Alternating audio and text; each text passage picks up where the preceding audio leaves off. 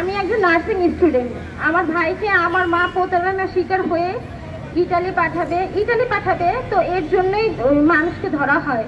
তো ওই মানুষ মনির দালাল ও ইটালি না নিয়ে লিবিয়া নিয়ে যায় আমার ভাইটাকে। লিবিয়া নিয়ে অনেক অত্যাচার করে দেন আমাদের থেকে 14 লক্ষ টাকা বলে যে 14 লক্ষ টাকা নিলে ইটালি নিয়ে যাবে ডাইরেক্ট। তো আমরা তো 14 লক্ষ টাকাই দিই। তারপরে সে লিবিয়া নিয়ে যায়, লিবিয়া গিয়ে অনেক রকম অত্যাচার করে, আমার ভাইকে মারধর করে, পানিতে চুবাইতে যায়, অনেক রকমের লাখুল করে অত্যাচার করে, দেন আরও টাকা দাবি করে।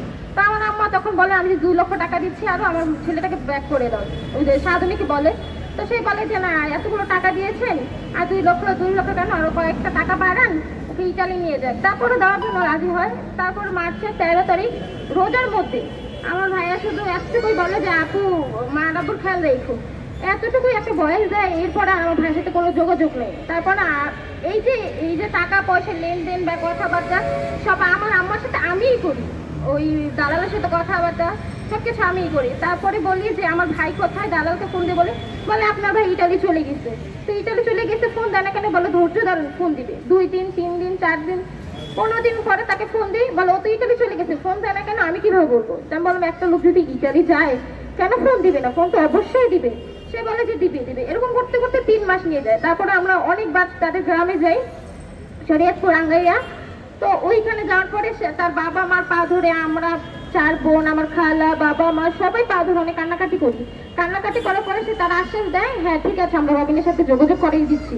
কিন্তু এইটা বলে আবার 15 দিন চলে যায়, পরে আবার আমরা গ্রামে যাই। এরকম করতে করতে প্রায় 1 মাসে পরে আমরা 10-12 দিন করে যাচ্ছি, বাট তারা কোনো খোঁজ খবর দেয় না। তারপরে দালালরা এখন ফোন দিলে সে বকাঝকা করে। আমরা একটা মামলা করার পরে সে মামলার প্রতিবেদন যায় সিআইডির কাছে। সিআইডির অফিস আমরা 3-4 বার যাই। ওইখানে ওই দালালের বাবা মাকে ডাকা হয়, তাদের সাথে ইন্ডিভিজুয়াল কথা বলে দেন বলে যে ঠিক আছে আমি জানাবো আপনাদের। এরপরে যদি আমরা সিআইডিকে ফোন দিই, বলি যে আমরা উকিলের সাথে কথা বলি, বলে কি প্রতিবেদনটা ছেড়ে দিতে।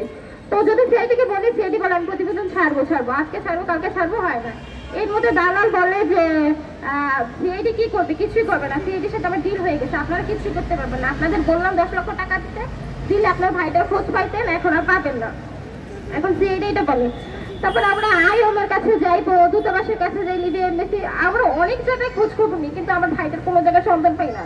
এই ভাই করে বাবা বিজনেসের সাথে লেগে গেছে। আমার অবস্থা অনেক খারাপ হয়ে গেছে, এই কয়েকদিন একটু রিকভার করে তাকে আনা হয়েছে। আমি একজন nursing 3rd year student, but আমার এই যে ভোট এক্সাম চলছে, আমি এক্সাম রেখে আমার ভাইয়ের জন্য এইগুলো দৌড়াদৌড়ি করতে হচ্ছে।